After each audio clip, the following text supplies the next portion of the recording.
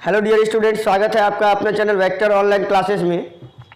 तो दोस्तों, जैसा कि अभी हम लोग क्लास 12 के क्रैश कोर्स हम लोग देख रहे हैं, जिसमें हम लोग 2023 का बिहार बोर्ड एवं सीबीएसई के एग्ज़ाम में आने वाले जो भी इम्पोर्टेंट शॉर्ट क्वेश्चन और लॉन्ग क्वेश्चन है और साथ ही ऑब्जेक्टिव है, उसका हम लोग सॉल्यूशन करवा रहे हैं। ठीक है, तो चलते हम लोग आज जो शॉर्ट क्वेश्चन है उसका चौथा नंबर सेट हम लोग आज देखेंगे। तो स्टार्ट करते हम लोग पहला क्वेश्चन से। देखिए क्या है पहला क्वेश्चन, किरचॉफ के नियम को समझाएं। किरचॉफ एक साइंटिस्ट है, इन्होंने अपना एक नियम दिया है जो करंट से रिलेटेड है और बोला गया है इस नियम को समझाएं। ठीक है, तो सबसे पहले जान लीजिए आखिर किरचॉफ का नियम क्यों यूज किया गया। हम लोग इससे पहले जान रहे थे ओम का नियम, हम लोग ओम्स लॉ पढ़ चुके हैं। और ओम्स लॉ क्या बोलता है, यदि किसी चालक से होकर के विद्युत धारा प्रवाहित होता है तो प्रवाहित विद्युत धारा जो होता है, जिस चालक से विद्युत धारा प्रवाहित होता है उसके सिरों के बीच के विभवांतर का समानुपाती होता है। डेट मीन विभवांतर समानुपाती होता है विद्युत धारा के। ठीक है, ये ओम का नियम है। बेसिकली होता क्या है, जो ओम का नियम है ना, वो आपका सिंपल सर्किट के लिए काम आता है। जो आसान सर्किट है उसके लिए आपका ओम का नियम काम करता है। लेकिन जब सर्किट थोड़ा सा कॉम्प्लिकेटेड हो जाता है तो उस समय हम लोग क्या करते हैं, किरचॉफ के नियम का प्रयोग करते हैं। ठीक है, तो वही बात बोला गया है। क्या देखिए, सामान्य परिपथ को हल करने के लिए ओम के नियम का प्रयोग किया जाता है, लेकिन यदि परिपथ जटिल हो जाए तो परिपथ को हल करने के लिए किरचॉफ के नियम का प्रयोग किया जाता है। ठीक है, और ये जो नियम दिया गया किरचॉफ का नियम, दो नियम को मिला करके बनाया गया है। ठीक है, तो चलते देखिए क्या बोला गया है कि जिसके लिए दो नियम का प्रतिपादन किया गया है। कौन कौन सा नियम है, तो हम लोग पहला नियम पढ़ते हैं, किरचॉफ का पहला नियम। देखिए पहला नियम क्या बोलता है। अब जो दो नियम बना है, दोनों नियम क्या है, एक नियम बनाया गया आपका बंद परिपथ के लिए, एक बनाया गया आपका ओपन परिपथ के लिए। लेकिन जो नियम आपका ओपन सर्किट के लिए बनाया गया है वो नियम आपका हर जगह वैलिड होता है। तो ओपन सर्किट वाला नियम हम लोग क्या करते हैं, क्लोज सर्किट ओपन में दोनों में यूज करते हैं, और क्लोज सर्किट का जो नियम वो सिंगल हम लोग सिर्फ बंद परिपथ के लिए ही लागू करते हैं। तो पहला नियम हम लोग चलते हैं। पहला नियम जो है ये आपका करेंट लॉ बोलते हैं। किरचॉफ का जो पहला नियम है इसको हम लोग करेंट लॉ के नाम से भी जानते हैं। ठीक है, यानी धारा का नियम, और किरचॉफ जंक्शन रूल के भी नाम से इसको हम लोग जानते हैं। जंक्शन रूल कह सकते हैं, करेंट रूल कह सकते हैं, और फर्स्ट लॉ तो खैर है ही, इसको तो हम लोग पहला नियम कहते हैं। ठीक है क्या पहला नियम जो है आपका ओपन सर्किट के लिए लागू होता है और उस जगह पे लागू होता है जहां पर कि बहुत सारा करंट इनकमिंग और आउटगोइंग दिखाया गया है। सपोज मान लीजिए इस पॉइंट का बात करें हम लोग, यहाँ तीन करंट सपोज मान लीजिए आ रहा है, ये आपका तीन करंट आ रहा है, लेकिन एक करंट जा रहा है।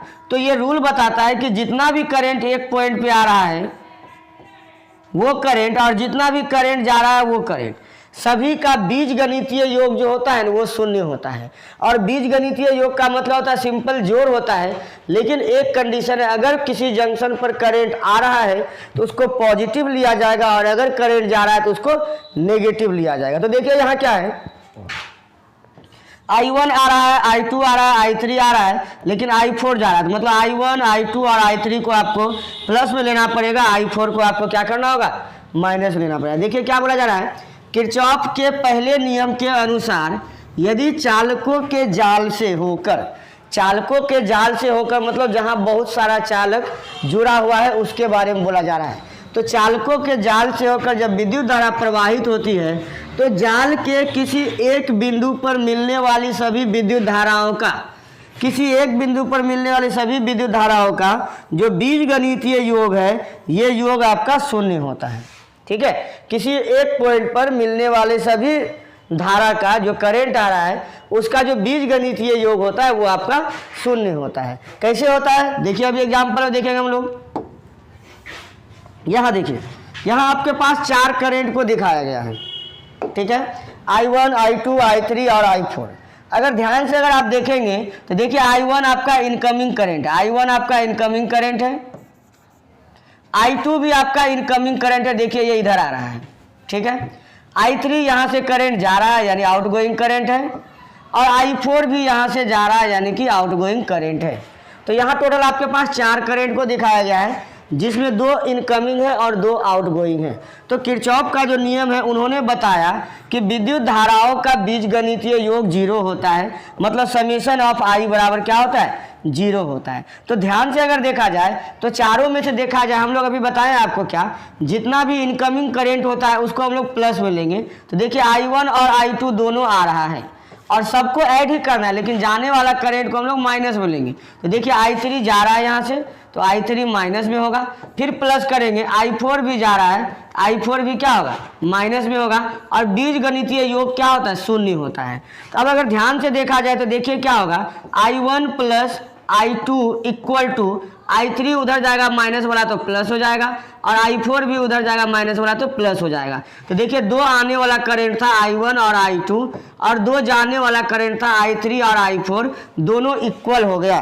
तो ये हो गया आपके पास I1 plus I2 equal to I3 plus I4। तो इस तरह से हम लोग ये भी कह सकते हैं कि टोटल इनकमिंग करंट, देखिए ये करंट क्या हो गया, इनकमिंग करंट हो गया, क्योंकि यहाँ पर करंट क्या हो रहा है, आ रहा है, ये इनकमिंग करंट हो गया। और ये आपका क्या जाने वाला करंट है, इसको क्या बोलेंगे, आउटगोइंग करंट बोलेंगे। तो इनकमिंग करंट इक्वल टू क्या हो गया, आउटगोइंग करंट हो जाता है। इसी को हम लोग बोलते हैं क्या, किरचॉफ का पहला नियम। क्लियर। नेक्स्ट चलते हैं हम लोग अगले क्वेश्चन की ओर। अगर आप लोग को कहीं कुछ प्रॉब्लम हो रहा होगा और ऐसा कुछ हो रहा है कि समझ में नहीं आ रहा है, तो आप एक बार डिस्कस कीजिएगा, कमेंट बॉक्स में लिखिएगा कहाँ आपको दिक्कत आ रही है, ठीक है। अच्छा, एक बात याद रखिएगा, ऑब्जेक्टिव आपसे पूछा जाता है कि किरचॉफ का पहला नियम किस सिद्धांत को फॉलो करता है। तो किरचॉफ का जो पहला नियम है ये आवेश संरक्षण के सिद्धांत को फॉलो करता है। ये किसको फॉलो करेगा, तो ये आवेश संरक्षण के सिद्धांत को फॉलो करता है। देखिए आवेश संरक्षण, और दूसरा नियम के बारे में भी आएगा। तो दूसरा नियम आपका ऊर्जा संरक्षण के सिद्धांत का पालन करता है। पहला नियम क्या हो गया, आवेश संरक्षण के सिद्धांत का आपका पालन करता है, ठीक है। नेक्स्ट चलते हैं हम लोग दूसरे नियम पर।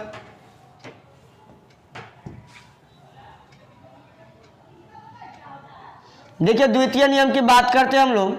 किरचॉफ का द्वितीय नियम, इसी को हम लोग वोल्टेज लॉ या लूप लॉ भी हम लोग कहते हैं।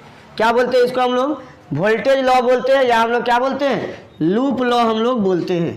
तो देखिए ये है वोल्टेज लॉ, ठीक है, या इसी को हम लोग क्या बोलते हैं, लूप लॉ बोलते हैं, यानी बंद परिपथ का नियम हम लोग कहते हैं।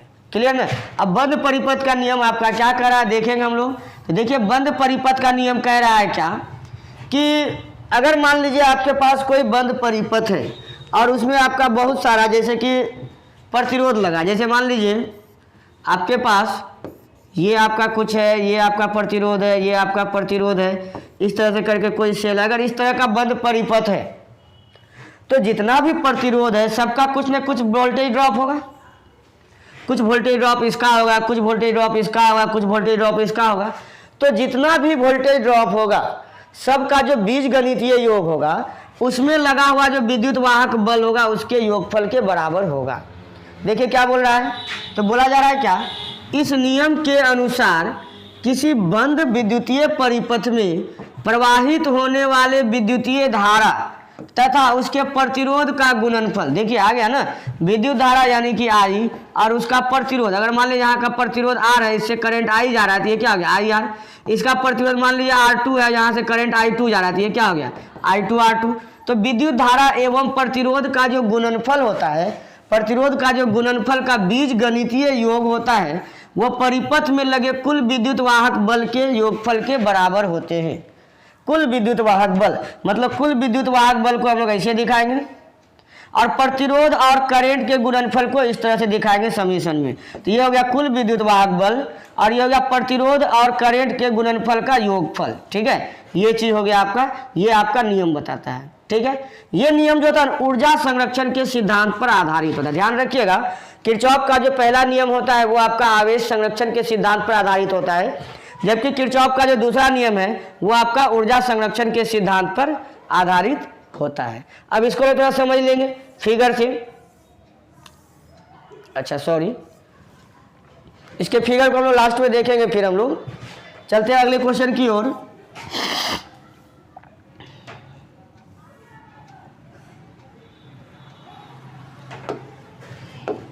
नेक्स्ट क्वेश्चन बोला गया विद्युत धारा एक अदिश राशि है क्यों। आपके पास क्वेश्चन दिया गया है विद्युत धारा एक अदिश राशि। देखिए सदिश और अदिश का डेफिनेशन क्या होता है?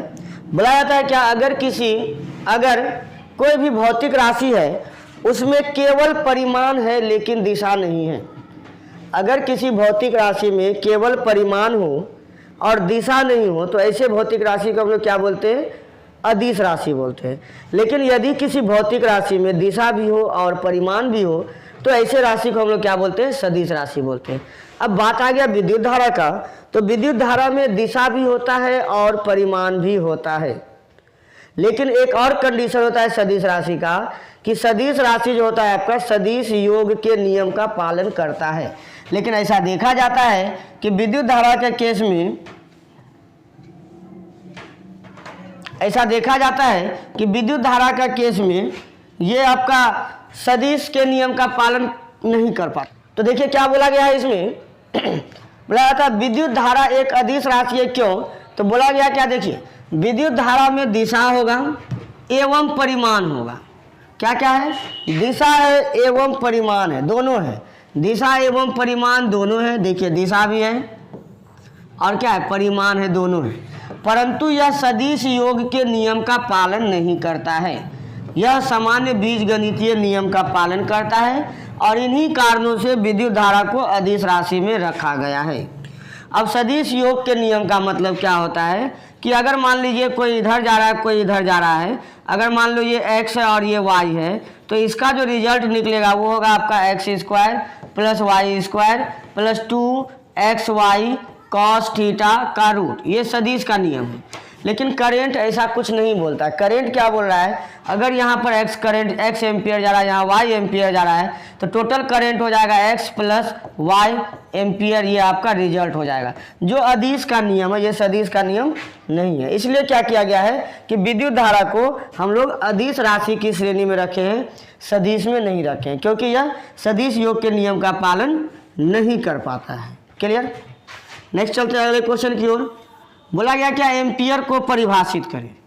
एम्पियर को परिभाषित करें। क्या है देखिए, बोला गया है क्या, Q = क्या जानते हैं हम लोग? IT। Q = क्या होता है? IT। और अगर करंट की बात करें तो I = क्या होता है? हम लोग कहते हैं चूंकि Q बराबर हम लोग कहते हैं IT, तो I का बात करें तो ये क्या होगा? Q/T। अगर Q का मान 1 कूलम और टाइम का मान 1 सेकेंड, तो ये बन जाता है 1 एम्पियर। बस यहाँ से इसको डिफाइन किया गया है। क्या किया गया है? देखिए बोला गया है, बोला यदि किसी चालक से होकर 1 सेकेंड में 1 एम्पियर की विद्युत धारा प्रवाहित होती है। यदि किसी चालक से होकर 1 सेकेंड में 1 एम्पियर की विद्युत धारा प्रवाहित होती है, तो विद्युत धारा का जो परिमाण होगा उसको हम लोग क्या बोलेंगे? 1 एम्पियर बोलेंगे हम लोग। देखिए हम लोग जानते हैं I = क्या होता है? Q/T। ठीक है, अतः एम्पियर की परिभाषा से क्या बोला, Q का वैल्यू कितना लेना है?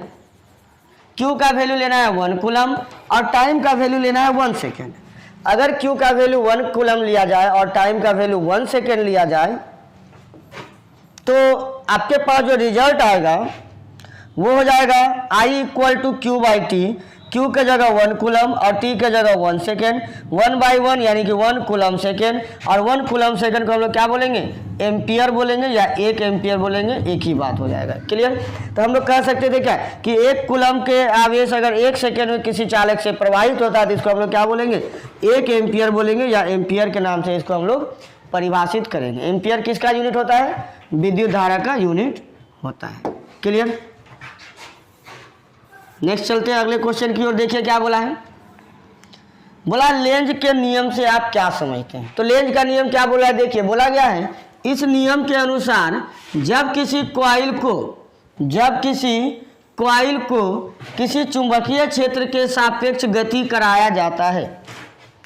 लेंज के नियम के अनुसार क्या होता है कि जब किसी कॉइल को किसी चुंबकीय क्षेत्र के सापेक्ष गति कराया जाता है या परिवर्तित चुंबकीय क्षेत्र में कॉइल के समीप लाया जाता है, तो विद्युत चुंबकीय प्रेरण के कारण कॉइल में विद्युत धारा प्रवाहित हो जाता है। कॉइल में विद्युत धारा प्रवाहित हो जाता है जो उस कारण का विरोध करता है जिसके कारण यह उत्पन्न हुआ है। ठीक है, इसे ही हम लोग क्या कहते हैं, लेंज का नियम हम लोग कहते हैं। अब थोड़ी सी समझ लीजिए, आप देखिए क्या बोला जा रहा है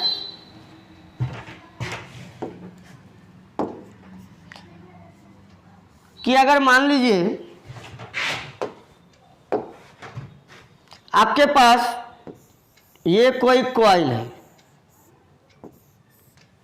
यहां आपका कोई कॉइल है, कॉइल से होकर के हम लोग क्या करते हैं, एक चुंबक को गुजारते हैं। चुंबक का ये नॉर्थ पोल होता है, ये आपका क्या होता है, साउथ पोल होता है।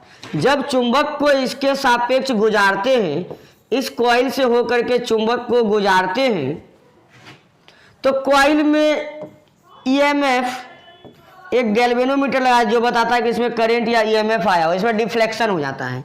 यानी जब कॉइल को इसके समीप लाते हैं तो गैल्वेनोमीटर में डिफ्लेक्शन आ जाता है, मतलब ये क्लियर हो जाता है कि गैल्वेनोमीटर से होकर के करंट प्रवाहित हो रहा है। और ये किसके कारण हो रहा है, तो किसी चुंबक को कॉइल के सापेक्ष गति कराने के कारण होता है। या हम लोग कहें कि चुंबकीय क्षेत्र में कॉइल को गति कराने के कारण होता है। तो ये जो होता है, तो फैराडे के द्वारा बताया गया कि ये जो ईएमएफ होता है, ये फ्लक्स में परिवर्तन के कारण होता है, D phi by D T, E equal to होता है D phi by D T. लेकिन लेंज ने क्या बताया कि ये ईएमएफ तो उत्पन्न होता है, लेकिन ये उसी कारण का विरोध करता है जिसके कारण ये उत्पन्न हुआ है। देखिए ईएमएफ उत्पन्न होने का कारण क्या था, तो कॉइल के अंदर चुंबक को हम लोग गुजारेंगे तब, तो कॉइल के सापेक्ष चुंबक के गति के कारण ईएमएफ उत्पन्न हो रहा है। लेकिन लेंज बताएं कि ये उसी कारण का विरोध कर रहा है जिसके कारण ये उत्पन्न हुआ है। किसके कारण हुआ है, तो कॉइल के अंदर चुंबक को गति कराने के कारण हुआ है। ये चाहता है कि चुंबक अंदर जाए ही नहीं, चुंबक अंदर जाए ही नहीं, क्योंकि जब चुंबक इसके करीब पहुंचता है तो ये इसका अपोज करता है, लेकिन जब चुंबक इससे बाहर निकलता है तो फिर भी ये क्या कोशिश करता है कि वो बाहर नहीं जाए, वो अंदर की तरफ ही वापस आ जाए। तो एक प्रकार से क्या हो गया, उसका विरोध करता है। ठीक है, तो इसी कारण से इसको, इसी बल को जो हम लोग क्या बोलते हैं, इसी नियम को हम लोग क्या बोलते हैं, हम लोग लेंज का नियम हम लोग कहते हैं। ठीक है, इसको हम लोग क्या बोलते हैं, हम लोग लेंज का नियम हम लोग कहते हैं। क्लियर, नेक्स्ट चलते देखिए। इस चुंबक की कॉइल के नजदीक, वही वर्ड को बोला गया जो भी हम समझाएं, इस प्रकार चुंबक को कॉइल के नजदीक आने या दूर ले जाने के दौरान चुंबकीय ऊर्जा का मान विद्युतीय ऊर्जा के रूप में जमा हो जाता है। इससे स्पष्ट है कि चुंबकीय ऊर्जा दूसरे ऊर्जा में परिवर्तित हो जाता है, और इसी कारण से बोला जाता है कि यह क्या है, कि ऊर्जा संरक्षण के सिद्धांत का पालन करता है।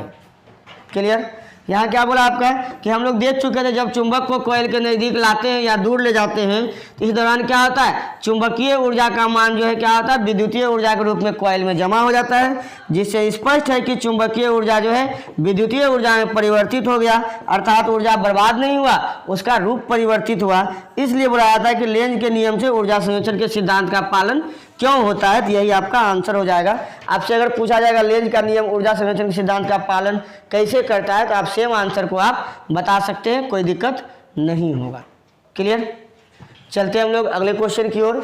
और अगला क्वेश्चन क्या है, देखिए अगला क्वेश्चन दिया गया भंवर धारा है क्या कि जब किसी चालक को चुंबकीय क्षेत्र के अंदर, कोई भी चालक है उसको अगर आप चुंबकीय क्षेत्र के अंदर डोलन करवाते हैं, यहाँ पर गति करवाने वाला ही सेंस है, जब किसी चालक को चुंबकीय क्षेत्र के अंदर डोलन कराया जाता है तो कंडक्टर के समक्ष संबद्ध चुंबकीय क्षेत्र उत्पन्न हो जाता है। हम लोग जानते हैं कि चालक से होकर के अगर विद्युत धारा प्रवाहित करेंगे या चालक को हम लोग चुंबकीय क्षेत्र के अंदर लेकर के जाएंगे, या हम लोग कहें कि चुंबकीय क्षेत्र में अगर चालक का हम लोग डोलन करवाते हैं तो चालक में क्या होता है, फ्लक्स संबद्ध हो जाता है। तो कंडक्टर के अंदर जो है परिवर्तनशील फ्लक्स जो है ये क्या होता है, संबद्ध हो जाता है, एवं इसके कारण चालक से होकर एक चक्रीय धारा प्रवाहित होने लगता है। इसी चक्रीय धारा को हम लोग क्या कहते हैं, भंवर धारा कहते हैं। इस चक्रीय धारा को क्या कहते हैं हम लोग, भंवर धारा कहते हैं। क्योंकि यह धारा चालक की गति का विरोध करता है, जबकि यह इसी गति के कारण उत्पन्न होता है, इसलिए इसे ईडी करंट भी कहा जाता है। ईडी करंट मतलब इडियट करंट, मतलब इडियट का मतलब है कि जो उसको पैदा किया उसी का विरोध करेगा। तो हम लोग जान रहे हैं कि चुंबकीय क्षेत्र में जब चालक को लेकर के जाएंगे, दोलन करवाएंगे, तो वो क्या करेगा, विरोध करेगा, जबकि इसी कारण से उत्पन्न हुआ, इसलिए इसको हम लोग क्या बोलते हैं, ईडी करंट बोलते हैं, यानी कि इडियट करंट हम लोग इसको बोलते हैं। तो पूछा जाता है कभी कभी ईडी करंट किसे कहते हैं, यही आपका ईडी करंट का आंसर हो जाएगा। अगर इसमें बोला जाता है क्या इसके दो उपयोग को लिखिए, तो दो उपयोग पूछा जाता है, आपका 3 उपयोग दिया गया यहाँ पर देख लीजिए। एक है इंडक्शन मोटर, पहला उपयोग क्या है इसका, इंडक्शन मोटर में इसका उपयोग किया जाता है।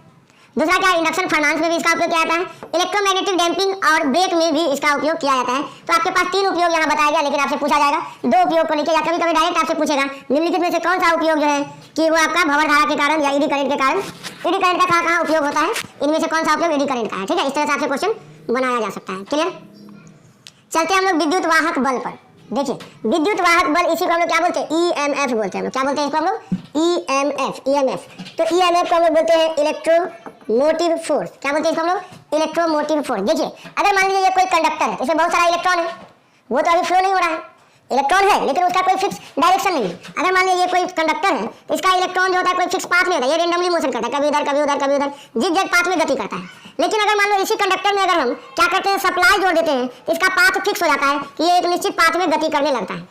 ठीक है, ये गति किसके कारण हुआ, यही सप्लाई देने के कारण हुआ, जो इसका ईएमएफ होता है, बैटरी का ईएमएफ। तो देखिए क्या बोला गया है कि यह एक प्रकार का विद्युतीय बल है जो किसी चालक में इलेक्ट्रॉन को प्रवाहित होने के लिए प्रेरित करता है। या हम लोग कह सकते हैं किसी चालक में इलेक्ट्रॉन के प्रवाह के लिए जिस बल की आवश्यकता होती है उसे ही हम लोग क्या कहते हैं, विद्युत वाहक बल हम लोग कहते हैं। कोई चालक है, चालक में विद्युत धारा प्रवाहित हो रहा है, मतलब इलेक्ट्रॉन का प्रवाह हो रहा है, तो इलेक्ट्रॉन का प्रवाह होने के लिए एक बल का आवश्यकता होता है, जिसको हम लोग क्या बोलते हैं, ईएमएफ हम लोग कहते हैं। ईएमएफ भी एक प्रकार का ऊर्जा होता है जिसको हम लोग वोल्ट में निरूपित करते हैं। क्लियर, नेक्स्ट देखिए क्या है आपका अगला क्वेश्चन, आपका विभव मापी। विभव मापी को हम लोग क्या बोलते हैं, पोटेंशियोमीटर बोलते हैं। क्या बोलते हैं, पोटेंशियोमीटर। नाम से ही क्लियर है, पोटेंशियल को मापने वाला। क्या मापने वाला, पोटेंशियल को मापने वाला जो यंत्र होगा उसको हम लोग क्या बोलेंगे, विभव मापी हम लोग कहेंगे। इसको हम लोग बोलते हैं क्या, पोटेंशियोमीटर। पोटेंशियोमीटर 2 बिंदु के बीच विभवांतर को मापने के लिए या वोल्टेज को मापने के लिए हम लोग जो प्रयोग करते हैं मशीन और यंत्र, उसको क्या बोलेंगे, विभव मापी बोलेंगे। देखिए क्या बोला गया है, विभव मापी एक ऐसा विद्युतीय उपकरण है जिसके द्वारा किसी सेल का विद्युत वाहक बल या विद्युतीय परिपथ में 2 बिंदु के बीच विभव को मापा जाता है, या विद्युतीय परिपथ में 2 बिंदुओं के बीच विभव का मापन किया जाता है। 2 बिंदुओं के बीच विभव या विभवांतर को हम लोग क्या करते हैं, मापते हैं, उसको हम लोग क्या कहते हैं, विभव मापी कहते हैं। क्योंकि विभव मापी के द्वारा किसी अज्ञात विभवांतर का मान निकाला जाता है, इसी कारण से विभव मापी हम लोग कहते हैं।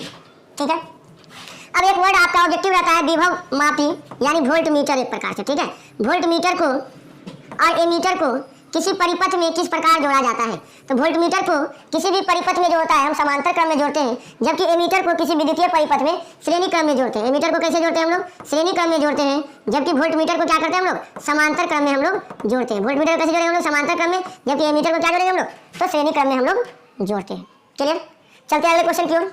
देखिए नेक्स्ट क्वेश्चन क्या है दोस्तों, अगला क्वेश्चन है लॉरेंज बल क्या है।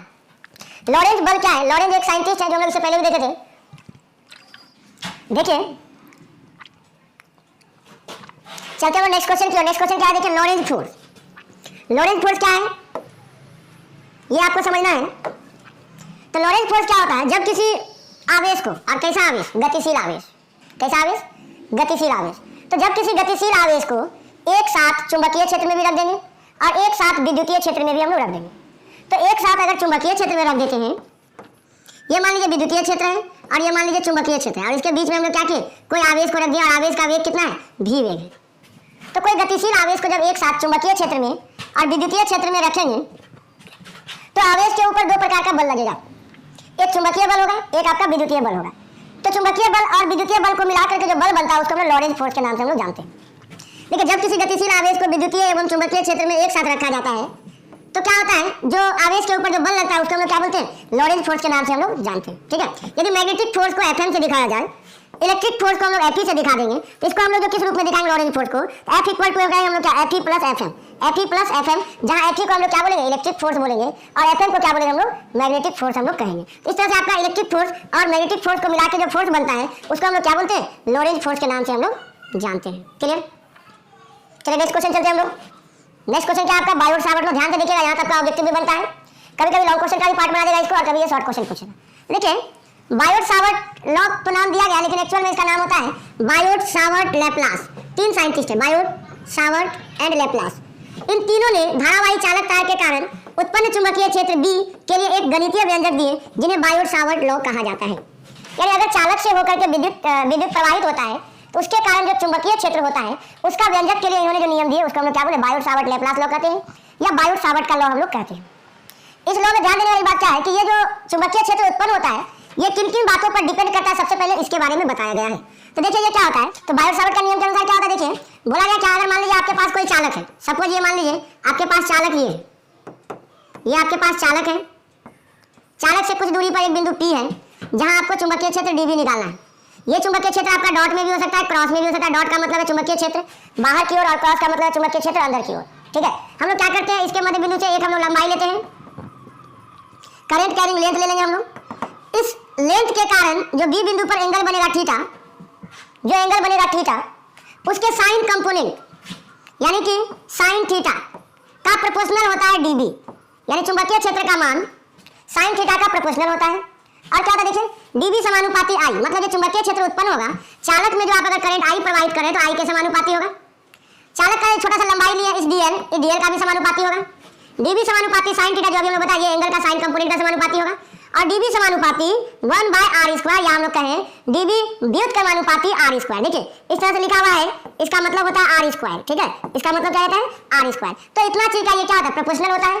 चारों को हम लोग अलग अलग इक्वेशन बना लेंगे और बाद में चारों इक्वेशन को जब मिलाया जाएगा इक्वेशन 1 2 3 4 को, तो क्या बनेगा, ऊपर में I है, फिर dl है, फिर sin थीटा है और फिर 1/r²। तो dB समानुपाती हो जाएगा I dl sin theta by r²। ये हो जाएगा आपका बायोट सावर्ट के नियम से चुंबकीय क्षेत्र का व्यंजक।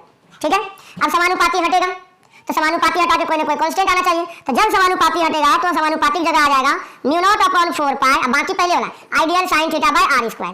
तो चुंबकीय क्षेत्र का वैल्यू यहां से कितना निकल गया, dB इक्वल टू हो गया आपके पास μ0/4π ideal sin theta by r², μ0/4π ideal sin theta by r²। जहां सारा फंक्शन के बारे में, जैसे कि अगर करंट के बारे में I के बारे में बोलेंगे तो ये करंट है, देखिए dB के बारे में बोलेंगे तो ये मैग्नेटिक फील्ड है, I के बारे में बोलेंगे तो ये करंट को दिखाता है। करंट पॉइंट कंडक्टर थीटा क्या है, यह angle between length vector and point of observation, जिस पॉइंट पर आप ऑब्जर्व कर रहे हैं वो बिंदु और जो करंट कैरिंग स्मॉल लेंथ है उसके बीच का एंगल है ये आपका थीटा। क्लियर, नेक्स्ट क्या है देखिए, तो इतना सारा पॉइंट है जो कि आपको क्या बताता है, किसको, तो ये बताता है आपका कि बायोट सावर्ट के नियम से कौन सा एक्सप्रेशन आपको मिला है उसके बारे में ये बताता है।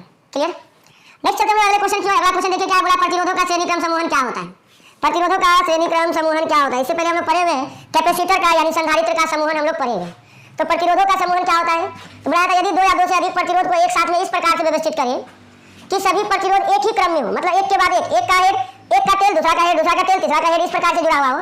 जैसे मान लीजिए एक ये प्रतिरोध है आपका, एक प्रतिरोध ये है तो इसका टेल हो गया, फिर देखिए दूसरा वाला का हेड हो गया, फिर तीसरा वाला के साथ जोड़ दिए, इस तरह से हम लोग जोड़ देते हैं। तो इस तरह के समूहन को हम लोग क्या बोलते हैं, श्रेणी क्रम समूहन बोलते हैं। सपोज ये R1 है, ये R2 है, ये R3 है और ये R4 है।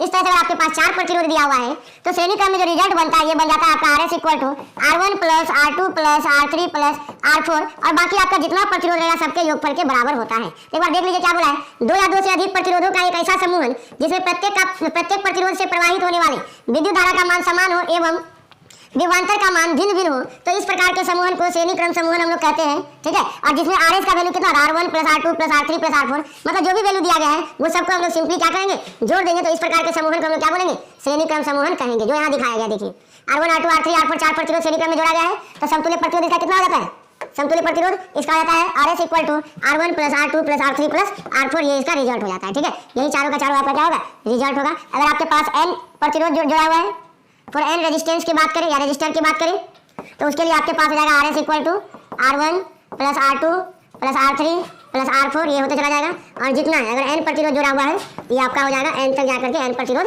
श्रेणी क्रम में जुड़ जाएगा। क्लियर, नेक्स्ट चलते हैं अगले क्वेश्चन की ओर। देखिए अगला क्वेश्चन क्या है आपका, प्रतिरोध का समांतर क्रम समूहन से आप क्या समझते हैं। देख लेते हैं समांतर क्रम समूहन। देखिए समांतर क्रम समूहन में क्या होता है, जस्ट उसका अपोजिट है।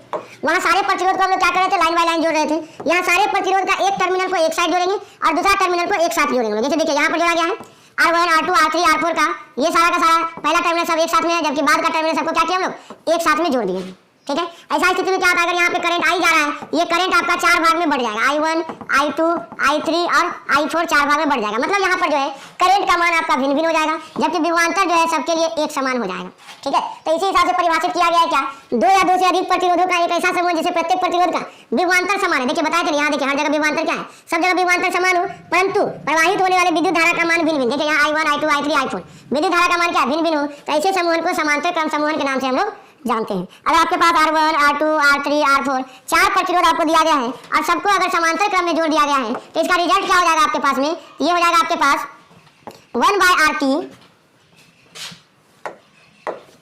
कैसा रिजल्ट हो जाएगा इसका, ये हो जाएगा आपके पास 1/RT equal to 1/R1, 1/R2, 1/R3, 1/R4 4 प्रतिरोधी था, तो इतना रिजल्ट हो गया। अगर n प्रतिरोध का बात करते हैं हम लोग, तो ये रिजल्ट क्या बन जाता, ये रिजल्ट बन जाता 1/RT equal to 1/R1 plus 1/R2 plus 1/R3, n रहेगा तो ये डॉट डॉट डॉट डॉट जाएगा 1/Rn, ये आपका रिजल्ट हो जाएगा n प्रतिरोध के लिए ग्रुपिंग में। अगर दो कैपेसिटर दे दिया, दो प्रतिरोध दे दिया जाए, दो प्रतिरोध दे देगा, तब क्या होगा, देखिए दो प्रतिरोध में क्या होगा, 1/RT equal to 1/R1 plus 1/R2, इसको एलसीएम निकाल देंगे, ये हो जाएगा R1 इंटू R2, R2 चला गया ऊपर और R1 आ गया नीचे। लेकिन देखिए 1/RT है, तो अगर RT का बात हम लोग कहेंगे तो ये उल्टाना होगा, ये हो जाएगा R1 into R2 by R1 plus R2। तो फाइनली आपके पास देखा जाता है समांतर क्रम में अगर दो प्रतिरोध जोड़ा गया है तो आपका रिजल्ट हो जाएगा RT equal to R1 into R2 by R1 plus R2। तो इस तरह से आपका जो करंट है, करंट का लगभग 23 क्वेश्चन आपका कंप्लीट हो चुका है। इससे पहले हम लोग ऑप्टिक्स के लगभग 26 क्वेश्चन हम लोग किए थे और अभी हम लोग का करंट का टोटल अभी तक में 4 वीडियो में 23 क्वेश्चन हो चुका है। ठीक है, और सारा क्वेश्चन हम लोग कोशिश कर रहे हैं कि इतना अच्छा तरह से समझ में आ जाए कि आपको दोबारा अगर एक बार देखे तो आपको 100% याद हो जाए। ठीक है, तो उम्मीद करते हैं आपको वीडियो पसंद आ रहा होगा। दोस्तों अगर किसी तरह का कुछ प्रॉब्लम आ रहा है, कोई भी तरह का प्रॉब्लम, अगर क्वेश्चन समझ में नहीं आ रही है या राइटिंग समझ में नहीं आ रही है, किसी तरह कोई प्रॉब्लम हो रही है, तो कृपया करके नीचे कमेंट बॉक्स में जरूर लिखें, क्योंकि आपके कमेंट के कारण ही हमारा वीडियो में सुधार होगा और आपको पढ़ने में अच्छा लगेगा और आपकी तैयारी भी बहुत अच्छी होगी। ठीक है, तो इसी के साथ मिलते हैं अगले वीडियो में ऑब्जेक्टिव के साथ। तब तक के लिए शुभ रात्रि।